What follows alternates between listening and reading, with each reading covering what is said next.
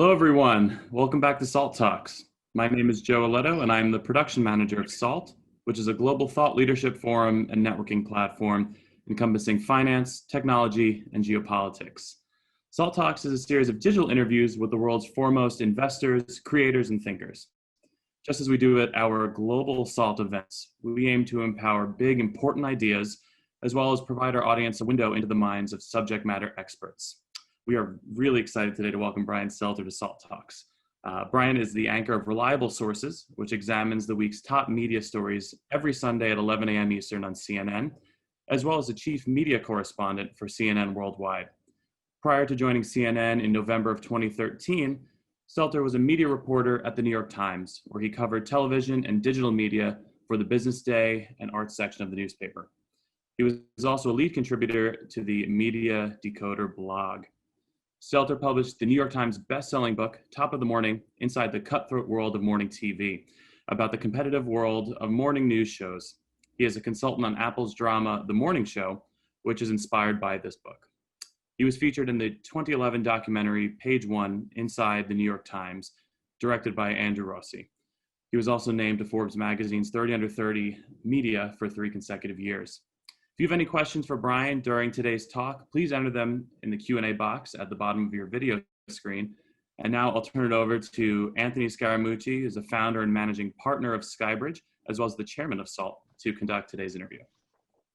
So Brian, that's one of the things I didn't know about your resume, the 30 Under 30. I've been submitting an application for 30 Under 30 for the last 30 years to no avail. So we can talk about that at another time. But I have to tell you, because I've lived a portion of this book, and obviously I was in and out of the Trump administration, spent nine months on the campaign.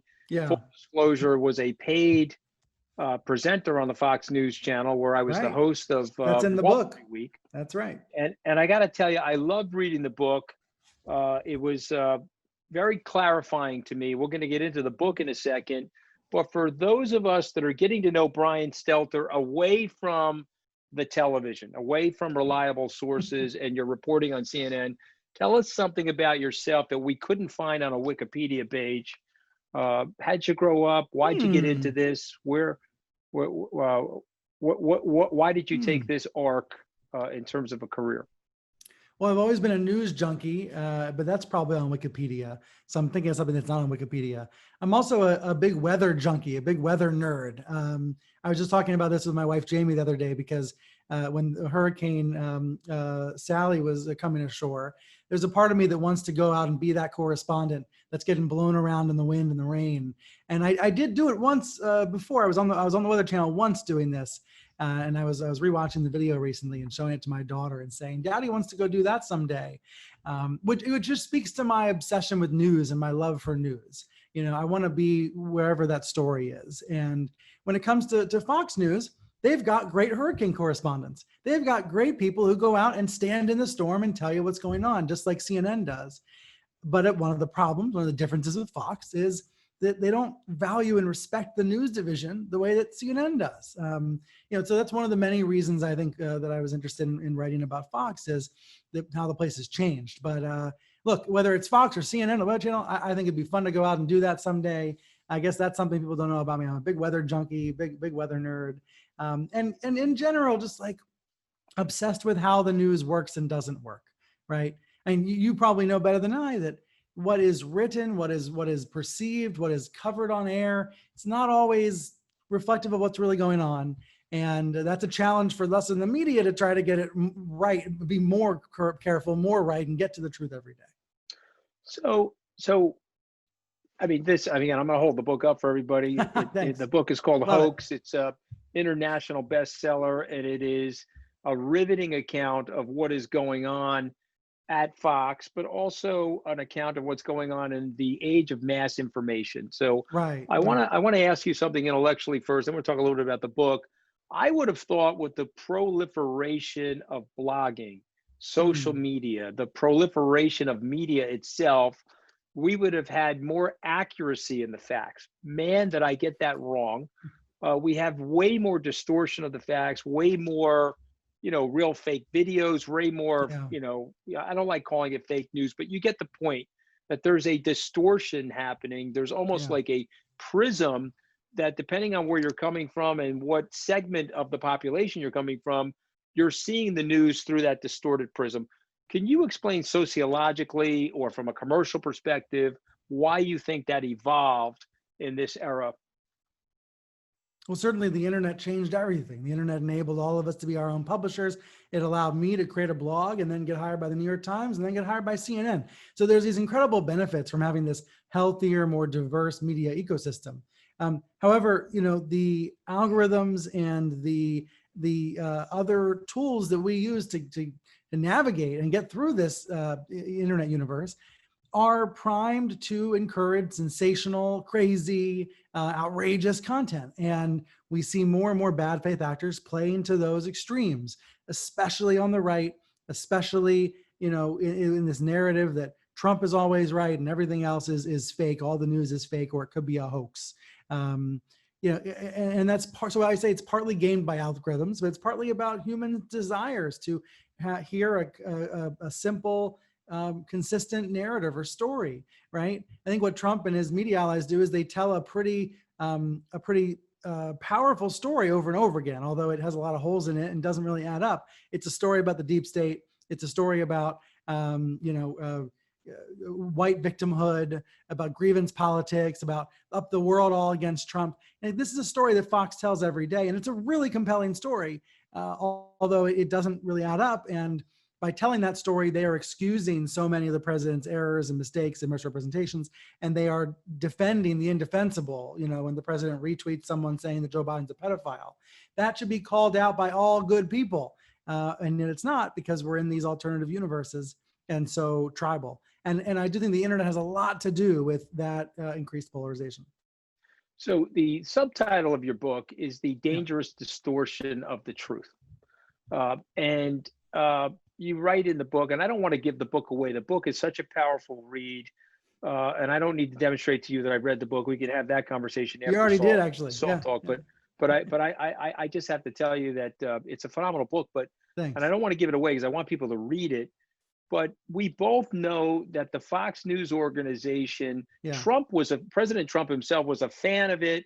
He was showing up frequently on the morning show, Fox and Friends. But it was not necessary that the suits, the executives at Fox, were fans of Donald Trump in the beginning. So tell us a little bit about that part of the story. Yeah, I do think you have to go back 5 years in order to understand what Fox is today and what the pro-Trump media universe is today. You have to understand 5 years ago.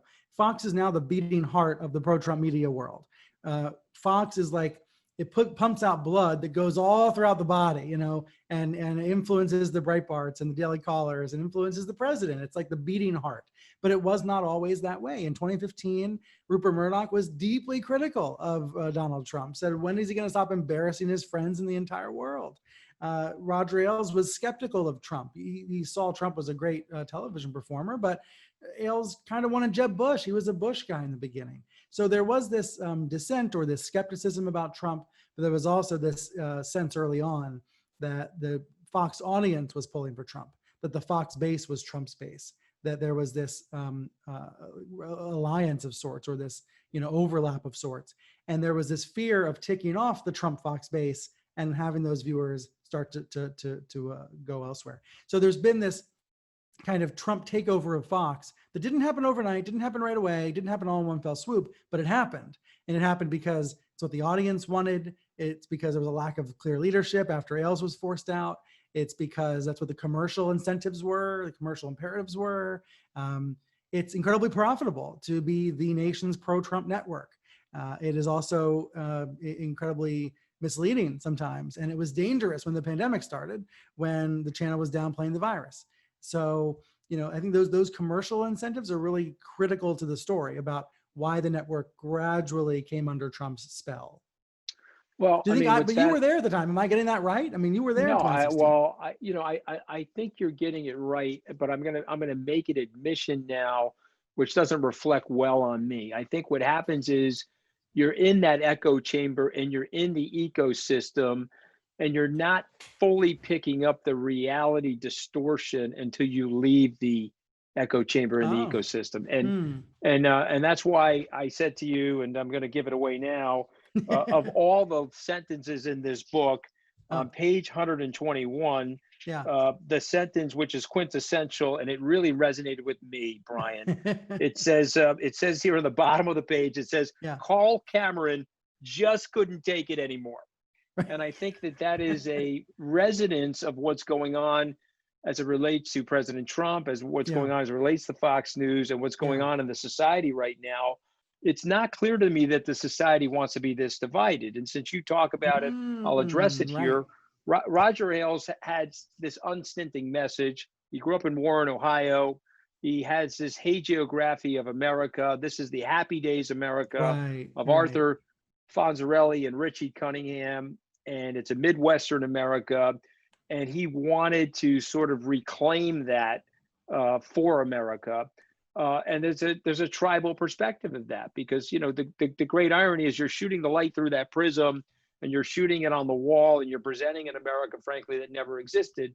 That Richie Cunningham, Arthur Fonzarelli America, you were just getting African-American athletes on the sports field in the 1950s, right? Jackie Robinson was 1947, and you still had people separated in school systems and being discriminated at a lunch counter. So America's always a nation in progress with tremendous flaws, but there's Roger Ailes in an effort whitewashing, if you will. I think that's appropriate term, pun intended, whitewashing the society. And so let's go back to the Iraq War. Now, Fox News had a big role in the Iraq War, did it not, Brian? Yes, I think it did. I think Fox was in post 9/11. Fox became the #1 cable news channel. Ailes was secretly sending advice to the Bush White House, and provided cover from the right flank. Especially as the invasion, post-invasion, as the occupation, came into obviously serious trouble. The cheerleaders like Sean Hannity were critical to maintaining some support for the Bush presidency and for explaining away the lies and misinformation about the Iraq War. But compared to today, that version of Fox is so much more moderate. I think every turn Fox takes is a right-wing turn over the years, over the 24 years it's been on the air. And I try to document that in the book. Take, for example, during the Obama years, Roger Ailes was a birther. He believed Obama was born in Africa, but he didn't let his talent go off and go full birther. He did let Trump call in and say those things, but he didn't want Bill O'Reilly out there pushing the birther smear. He wanted his talent to be to be seen as fair and balanced, right? To at least be seen as somewhat moderate and not be compared to QAnon or Alex Jones. And so I think that's what's missing now. There's that kind of lack of, the channel's more extreme now in terms of the content than it was in the Ailes years for a variety of reasons, but that's one of the reasons, because Ailes was trying to keep some level or some measure of control. And I think that's important in the context of Trump, because Trump was able to take power, not literally at Fox, but metaphorically at Fox. But here we are today. President Trump is now starting to turn a little bit on Fox. He refuses to bend to its polling data. He's always, every time they throw up a polling data that he doesn't like the narrative of, he goes bazonkazoid on Twitter. And so, my question to you is he turning on Fox? Is it just a few pundits now? Has Fox turned on President Trump? Some of the punditry there? I think it's a tug of war between news and propaganda. And the propaganda side usually wins. There's more of an audience for the talk shows. There's more electricity around the shows. But occasionally Trump will see the newscasts, he'll see the news anchors, and he'll get ticked off. And he lashes out about the news coverage because he doesn't want news on Fox. He only wants propaganda. So I think when we see him tweeting anti-Fox things, he's working the refs, same way he did in 2016, trying to have less news, more propaganda. He's trying to downplay the Fox polling unit, which is really well respected, and promote the talk shows instead. I think it's that tactic that is kind of tired, but it's still trying to register with some of his fans. Is it working though? Has it co-opted the editorial content of Fox? Has what co-opted?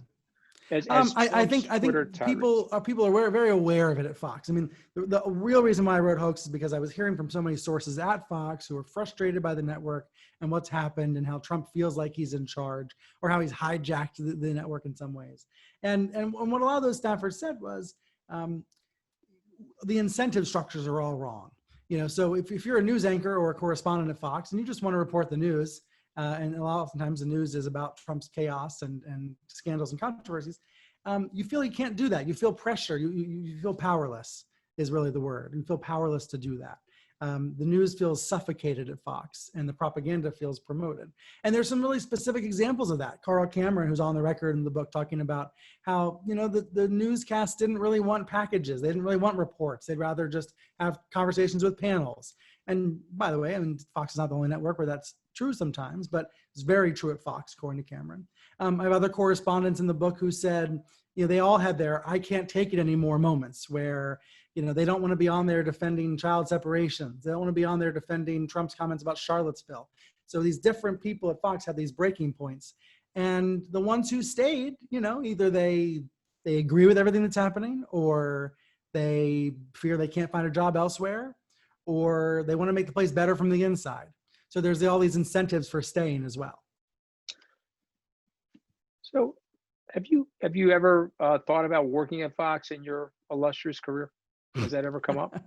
I don't think they would be interested in me. But let me put it this way.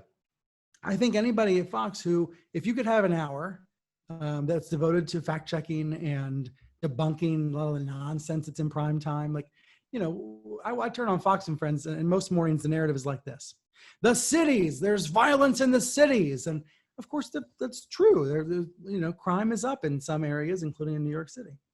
But the way it's presented, it makes it sound like New York City is a hellhole. It makes it sound like Portland, all of Portland's on fire. It makes it sound like all of Seattle's a disaster area. And that narrative, that's damaging. That hurts New York City. It hurts Portland. It hurts the people in these cities. And, if I had an hour where I could push back on all that, it'd be hard to turn that down. But I don't think they're offering that. I don't think there's interest in that. Shep Smith was trying to do it, and Shep left. Yeah, no, and I got that. Shep's over at CNBC, and I think it's a good home for him. I guess the reason I'm asking you that is because again, this is just my opinion. I think there's a civil war going on inside of Fox. You definitely talk about it in there's a civil war between the facts, the fact checkers, responsible journalism, and full-on political punditry that literally they're like mental gymnastics at night trying to explain what President Trump is doing. I've told people I'm watching them 8 to 11 o'clock at night. They're telling me that Trump's playing four-dimensional chess. He's sitting at the table eating the chess pieces. So I don't understand how they can get away with that. And since you mentioned Sean Hannity, I want to bring him up. And full disclosure, I'm friends with Sean. I've known Sean a long time, although we haven't talked recently because, I'm on one side of the ideas, objectively, in my opinion, about Donald Trump, and he's on another side of the ideas, in his mind, objectively, about Donald Trump. So we've chose to agree to keep our friendship and not get into the political jousting. But you have a fascinating relationship with Sean Hannity, and you talk about it in the book, which I find fascinating. Yeah. So I felt like I needed to disclose it a little bit. Talk listen. Yeah. I felt like I needed to explain in the book that, I've been covering Fox for 16 years and I know these players. Hannity was really friendly to me as I was growing up in this business. When I was at the New York Times, he gave me great advice when I joined CNN. I would say we were still, I would say that was a friendly relationship until the Trump presidency, until 2017. It's one of many, I'm sure everybody on this Zoom session has an example of a friendship or a relationship that's been strained or ruined by the Trump presidency. And that's true for me with folks at Fox. Tucker Carlson's another example. He was a big supporter of my blog. He put me on TV when he had a show on MSNBC. We had a relationship over the years. Now he's on TV calling me a eunuch. And it's like, what happened, Tucker? I don't think I've changed. I think you changed. I think you changed based on your audience's demands. You're trying to feed this increasingly radicalized audience. And that's the uncomfortable part about a lot of this. I'm not saying every Fox viewer is radical. They clearly are not. Fox has a big audience and there's lots of different kinds of people that watch. But there's a base that doesn't want to hear the reality of what's happening in the Trump White House. And these hosts feel pressure to serve that base. And I think maybe it's not possible to still have a friendly relationship with these guys when they feel those pressures. Well, I mean, one of the problems is, and I'm going to editorialize, get myself in trouble with probably half of our Salt Talk participants, but if you're into full-blown demagoguery, you've got to go 13 for 10 for the demagogue. If you go 7 for 8 for the demagogue, you're called an unstable nut job on Twitter. I mean, you've been called some tough names. I got called an unstable nut job by the president of the United States. I mean, I wear it like a badge of honor, but I'm just saying, my point being is that they're literally being watched by him. They're playing to an audience of one. Yeah. Bill Barr's playing to an audience one. He's comparing slavery to the closures and lockdowns during a pandemic. I don't know. I don't think that's appropriate, but I'm sure the president liked it. And so that's the cycle. That's the dilemma that we're in. You do a great job of describing that as well. Thanks.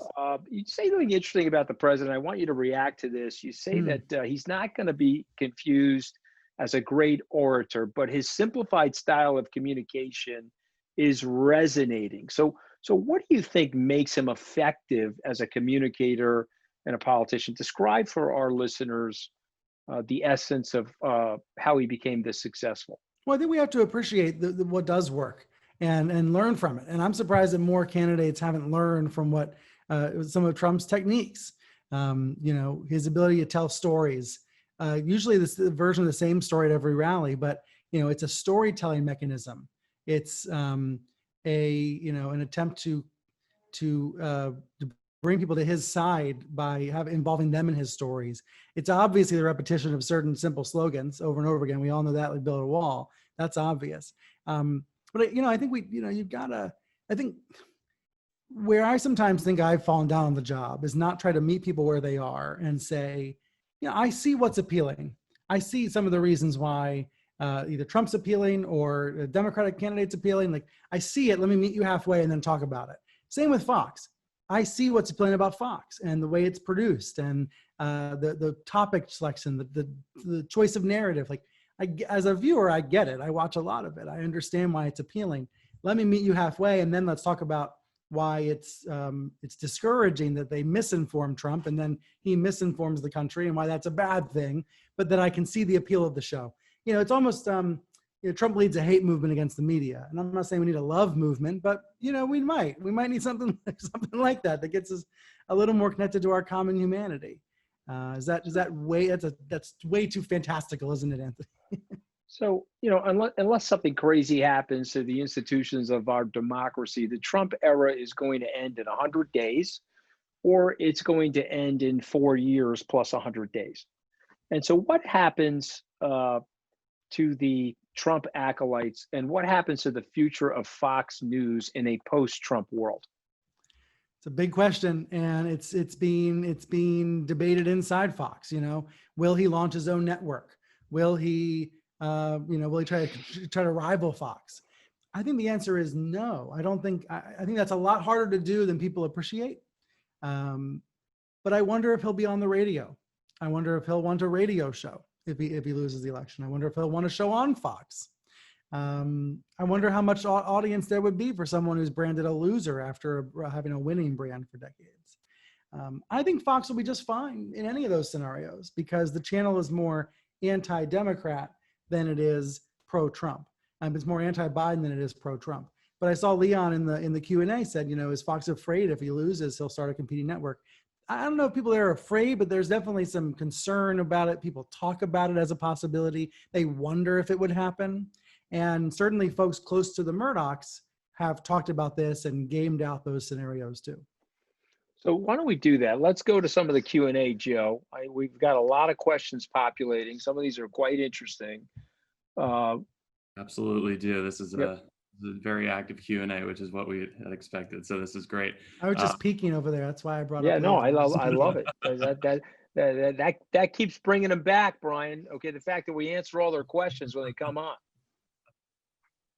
Something to start with, I want to go back to social media is fake news, alternative facts, and what that social media is now checking some of Trump's tweets, is branding things as distorted media. What role in propagating fake news and stories such like Joe Biden playing Despacito, but them putting on a different song and Right. people not really checking, what role does that have in creating and forwarding this narrative that let's say a regular viewer of Fox News or maybe OAN has about the president and what he's doing? Yeah, OAN makes Fox look like ABC. OAN is much further to the right, but also much, much, much lower rated. Fox has an incredible monopoly on the right-wing audience. Newsmax, OAN, they try, but they just can't come close. I think Twitter and Facebook are taking these baby steps, and maybe it looks like they're taking big, gigantic steps, but they're really just baby steps in terms of how much misinformation and bull is out there. But by taking these baby steps, they can be held accountable because we can point to their actions and say, you did this for X, why haven't you done that for Y? So it's useful, I think, when we see these companies taking action because it gives us a baseline to compare it with and to judge in the future. I personally think these labels they're putting on Trump's tweets are kind of a joke. Trump will tweet, mail-in ballots are fraud, don't believe it, blah, blah, blah. And then the label will say something like, get the facts about mail-in ballots. And you can't fight fire with that kind of ice. It just doesn't like that. I don't think that works. But again, they are taking steps. That's a lot more than they were doing in 2016. I remember saying fake news on TV for the first time in like October 2016 because there were these actually fake stories. That's the term before Trump used it was a term for actually fake stories that were all over Facebook, making up smears about Clinton. And gosh, I kind of wish I hadn't said the term because by December of that year, Trump hijacked it. Absolutely. So going off of that, I mean, do you think once Trump leaves office, whether it's in 100 days or 4 years and 100 days, as Anthony said, how do you restore the standard of truth in American society, or at least the news media? Or is the horse out of the barn and we're just in a place where people are going to accept multiple different routes of getting to, the same fact? Yeah. Look, I think a diverse media ecosystem is a good thing. So having lots of sites and lots of sources and lots of options is good. It's when some of those sites are total rubbish, they are garbage, they are disinformation trying to hurt the American people. That's where we have a problem. And QAnon gets thrown around as an example of this, but there are lower level examples of this as well, where there's just a lot of low quality information out there. And on your Facebook feed, it looks like it's the same quality as CNN or the New York Times. And that's a fundamental problem. I wish Fox would strengthen its news operation so there was more high quality information coming from a trusted right-wing source. But that doesn't seem to be in the cards right now. I think to answer the question more directly, most Americans see through the fog. Most Americans see through the distortions. There is, though, this minority of the country that's so distrusting of institutions and distrusting of news outlets and all that. They seem to only put their trust in Trump and Trump's allied media outlets. And that doesn't go away when Trump leaves office in January or in January of 2025. That doesn't go away. And I don't have great answers for what that audience looks to next or what that audience does or what they gravitate toward. But I think all of us individually have a little bit of a role to play. The people in our lives who think Joe Biden's a pedophile or feel good saying that on their social media pages. The people in our lives who align with crazy concepts like that, and not really crazy, hateful. It's really about hate, right? Saying that about Joe Biden is really about hate. It's about fear and hate of the other side. I think we have to figure out how to talk to those individuals in our lives who feel that way and figure out how to pull them toward higher quality sources. It's not about pulling them toward left-wing sources. It's about pulling them toward higher quality sources of news that come from the right or the left or everywhere else. Absolutely. So another question about sort of, in the anchor's role or the reporter's role, how are you able, a book, you're able to be subjective, you're able to put in your own thoughts about the current occupant of the White House. But when you get on CNN, you need to be impartial. You need to be presenting facts, and there can be somewhat of an editorial nature, but it's mostly here are the facts, you do with them what you will. How do you balance that? How do you see, I guess we were talking about other anchors that we don't need to refer to again, but how do you balance that desire to show people what you see as the truth and presenting facts and wondering what people are going to do with those facts after they turn off the television? Yeah. I think what I do on CNN, there's different labels for it. What I would say is trying to tell the truth, sometimes with a point of view, and that point of view is what's reliable, what's believable, what's factual, and how can we cut through all the noise and get to the news. And that sometimes comes in the form of these monologues that lots of CNN anchors are doing, where you try to say, hey, here's what the president said, here's the reality, here's the contradiction, here's the clip, and like string it along in the form of an essay or a monologue.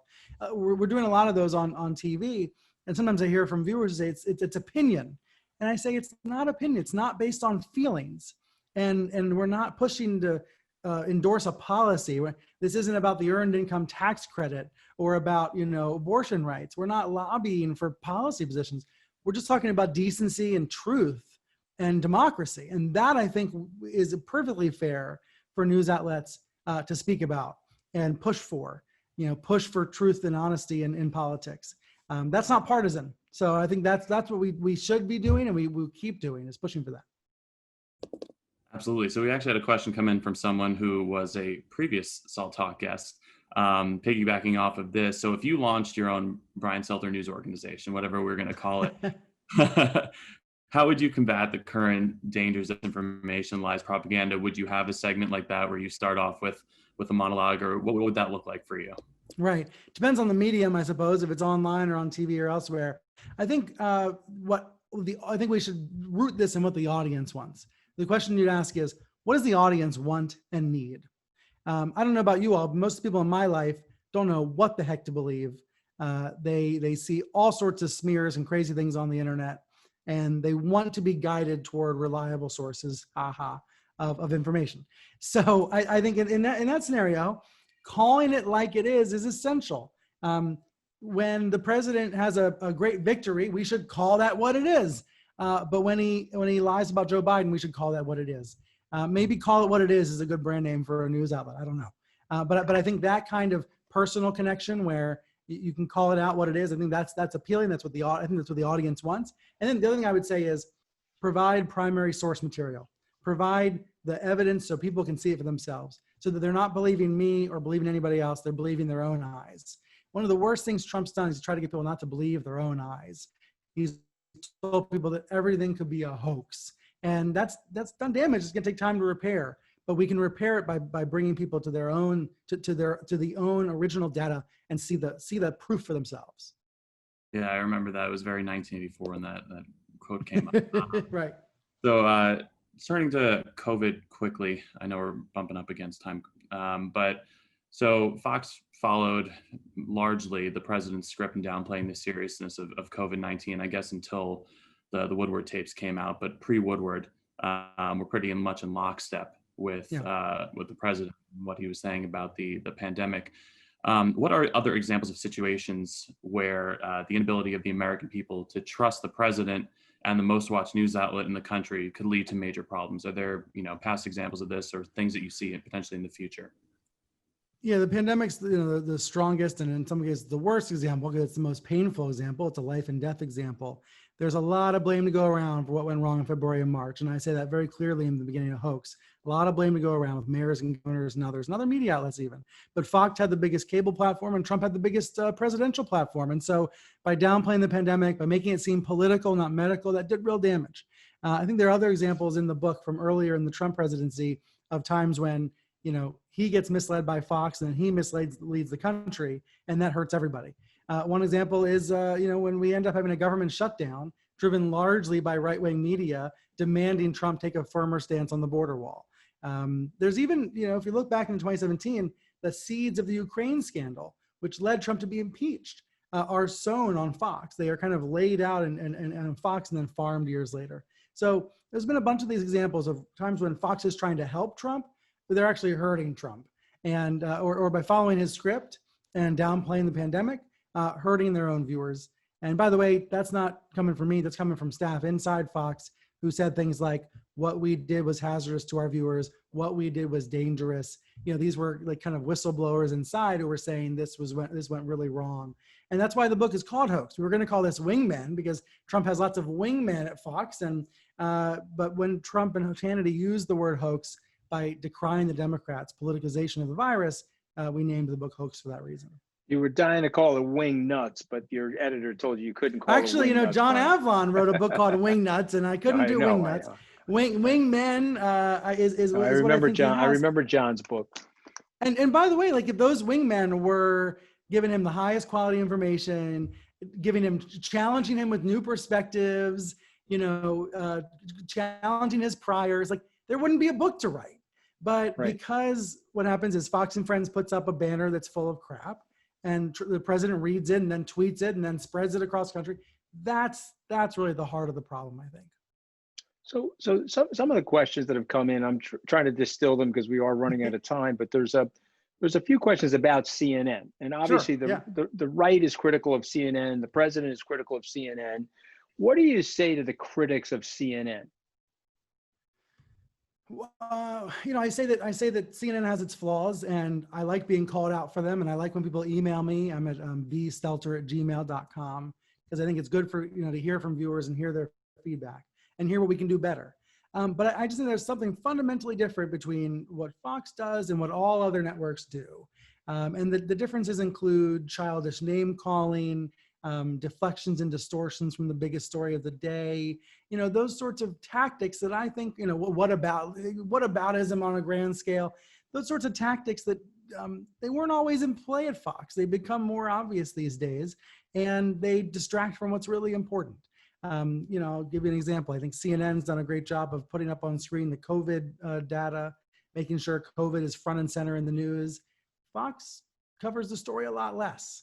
And you have to wonder if that's for political reasons or not. But we certainly have our flaws, and I like when we're held accountable for it. There's somebody said, isn't there a sense that the same is true in the reverse for the left on CNN, that CNN and Fox are equal, they're mirrors of each other? That's what I just think doesn't hold up to scrutiny, because when you look at what Chris Cuomo is doing in prime time, it is clearly not the same as what Hannity is doing in terms of how reality-based it is. That's the way I see it. Yeah, I mean, and listen, I'm gonna defend Chris a little bit because I do his show. Yeah. He has a ton of Trump acolytes on the show defending the president and offering up the case for the president, including people from the Trump campaign. So, if you haven't noticed, Brian, not that you would notice this, I can very rarely get an invite on Fox News now. I don't. Those guys don't want to have me on there. I got on with Steve Hilton. Yeah, I got on there with Steve Hilton a few weeks back. We had a sparring match. The president didn't like it. He's tweeting about me, and that's the Michael Cohen axiom. What's that axiom? If you're saying something crystal clear, clarity and truth, and you're breaking down the president's reality distortion field, he's going to viciously ad hominem attack you on Twitter. That's like one of the postulates of the Trump era, if you will. But let's talk about. Before we let you go, let's talk about you being the news czar. Okay, so now we've appointed you to a new position. Okay. It's a supra-governmental position. It's a supra-media position. You are the news czar, and you're trying to make the news more, let's use a Fox News term, fair and balanced. Really fair and balanced. What would you do? And I'm going to take you back to Ronald Reagan. You remember when he signed that legislation to offer some equality on the radio airwave, which led to the advent of conservative talk radio. What would you do if you were the news czar and you wanted to figure out a way to strain out some of the inaccuracies, the misinformation and stuff that's hurting the country right now? First, we would invest enormously into local news, and we would rebuild local newspapers and rebuild local sources of news, because they are more trusted. They are more important in the lives of everyday Americans than anything else. Rebuild local news, because that rebuilds people's trust with media. And when your local reporter, like I did growing up in Damascus, I knew Susan, she was the town's reporter. It makes you more trustworthy of media in general, because you see how the person works and you see how they care about the community. And when they make mistakes, they clean up their act. I would say number two, you want the healthiest, most diverse media ecosystem possible, but tethered to reality. InfoWars, for example, is not tethered to reality. Alex Jones is on there in the past saying, I drink children's blood and I run the banks. That kind of insanity just confuses people and hurts people. And, the tech companies did take action against InfoWars. That was the beginning of what we've seen now, these tech platforms trying to take action in really extreme cases of disinformation. But I think a news czar would try to figure out a more cohesive way to have the media world be as diverse as humanly possible, like make it as diverse as possible, but healthy, meaning tethered to reality in some way. So that if I were on CNN and I said something that was wholly inaccurate, you almost want like a red light to fire off, or you want a bell to charm. Like you want to figure out ways to signal to the audience, or a laugh track. Yeah, you know that. There's got to be some way to like have that kind of checking. I don't know how you would do it, but if I'm the news czar, maybe I have magical powers, so maybe I can make it happen. And you know, that would be a form of accountability. What I got frustrated by reporting in my book about Fox is there's a lot of accountability at Fox when mistakes are made. I know that there is at CNN. Maybe people think there's not enough, but I had a screw up over the summer in my newsletter, and I had a call from my boss, and we had one of those like awkward but really important conversations where I talked about what I did, why I had this screw up, and talked about why and how I'm going to avoid it in the future. And that makes me a better journalist. And if I was the news czar, I would try to make sure there were lots of those conversations happening all the time, so that people are held accountable. Well, listen, you're very generous with your time. You wrote an amazing book. I also want to recommend Top of the Thanks. Morning and The Morning Show, because I thought those were all intriguing about that high-paced competition in morning television. What is before we let you go, what is your next project, Brian? Are you able to talk about it, or you don't have a project yet? I'm brainstorming what to do, because I don't know how to top this book about Trump and Fox. If Biden wins and he makes America boring again, there's not going to be any books to write. Think about, there's all this interest in Trump. Well, now you sound like Trump. Anti-Trump. Now you sound like President Trump. He says, when I go, you guys are going to miss me, right? I'm not going to miss him. I think the book publishing business is going to miss him. I'll say that. but I wish you great success. Project, I just want to make my Sunday show better. That's always my top priority. All right, so how do I make my show as strong as make the Sunday show better.